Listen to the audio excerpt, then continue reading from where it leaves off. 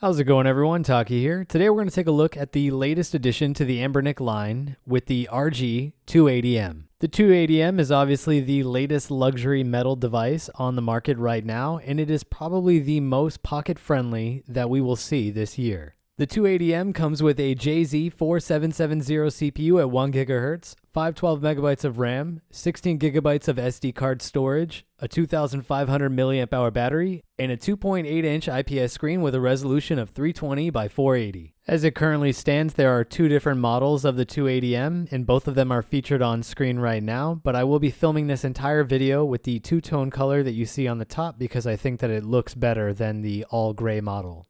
The first welcome change to this device is the smaller silver Anbernic logo on the front of the device, replacing the old orange print. This is actually something that we've seen on the 350M, so this is hopefully going to be a long-standing change going forward. Aside from this, we have an analog stick that is slightly off-center, and this is the first time that we've seen something like this in an Anbernic device. We still have our full-size D-pad and ABXY buttons, but we have a repositioned set of start and select buttons that are stacked on top of each other where the right analog stick would be. All of this is packaged around a fairly decent 2.8-inch IPS screen with rather thick bezels. The back of the device is an identical copy to the 350M, and thankfully enough, we keep the two rubber grips on both sides, which should help to provide some grip on the device during longer gaming sessions. The volume keys are now located on the right side of the device, and the power button and menu key were moved to the left side. On the top of the device, you'll see that we still have our dual shoulder buttons, an OTG port, a USB charging port, and a headphone jack. But we do not have an HDMI out port, and that is probably the only downside in this entire device when compared against the other models in this line. The bottom of the device is an exact replica of the 350M. We have stereo speakers, two SD card slots for the OS and for games, and a reset button in the middle. Here's a quick demonstration of the audio quality recorded from the device at half volume.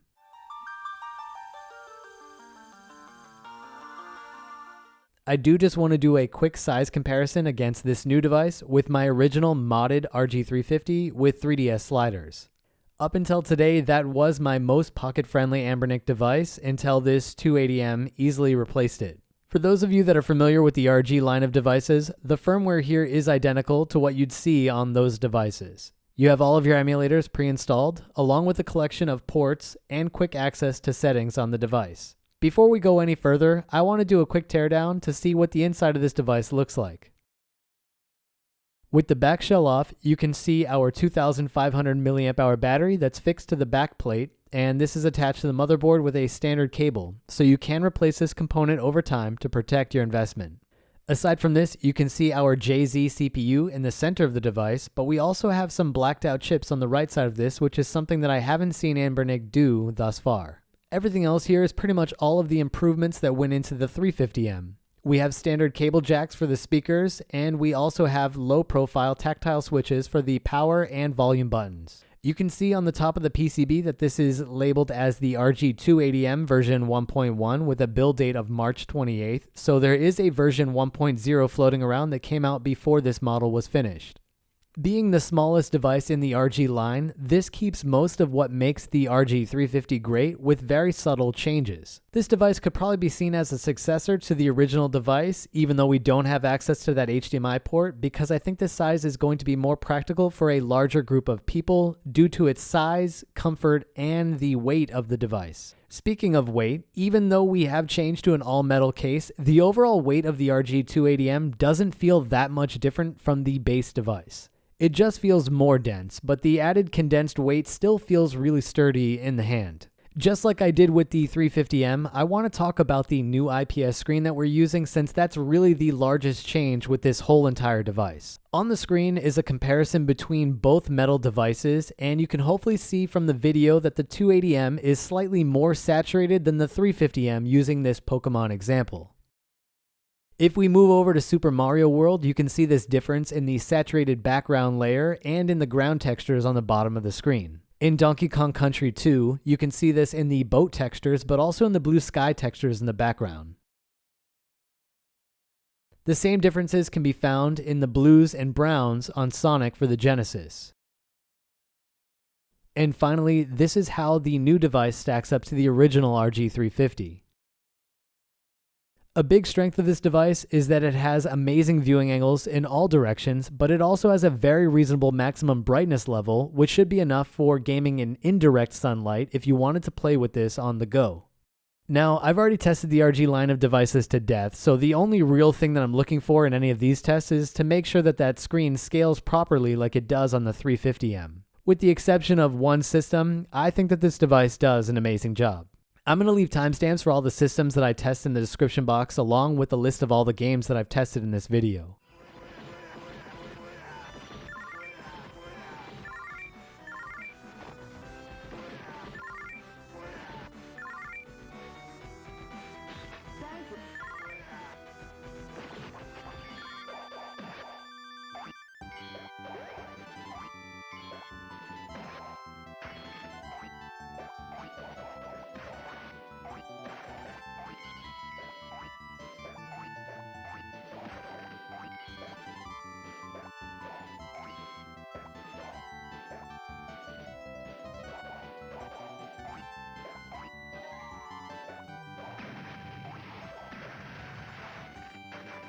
The 280M obviously has no problems with Game Boy and Game Boy Color, nor does it have any issues with Game Boy Advanced. I think it's reasonable to look at the 280M as probably the best small form factor GBA replacement that we're going to see in a long time as more companies continue to push out retro devices with ever larger screens.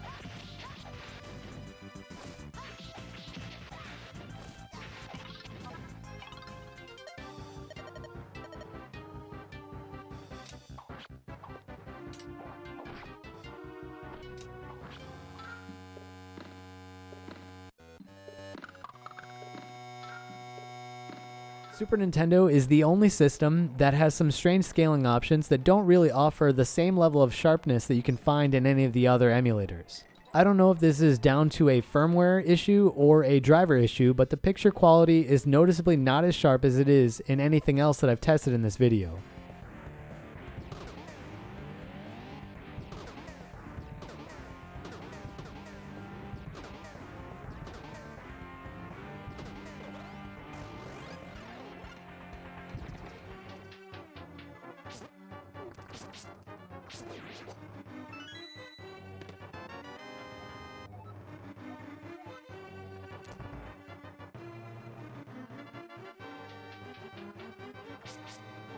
And finally, PS1 still runs like a dream on this old chip, and as long as you don't mind not having access to a second analog stick for the small collection of games that use it, this should be a reasonable device for PS1 gaming.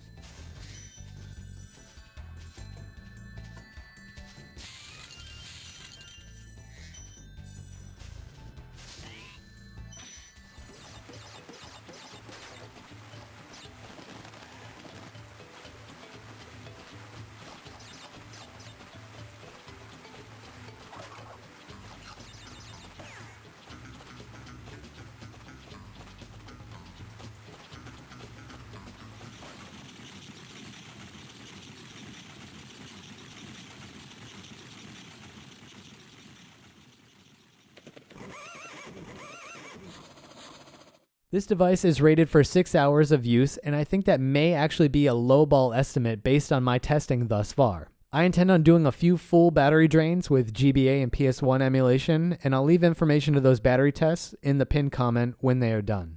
Anyway, that's all I have now for the new RG280M. This device is launching today on Anbernic's AliExpress store, and if you want to buy it, you can find a link to that listing in the description box below. I posted about this device in my community page several days ago, and I'm interested to see how all of you feel about the device now that you've seen it reviewed. Is this the metal retro gaming device that you've been looking for? Let me know in the comments below. I also want to say thanks for watching. I'll catch you here next time with another review. Happy gaming, everyone.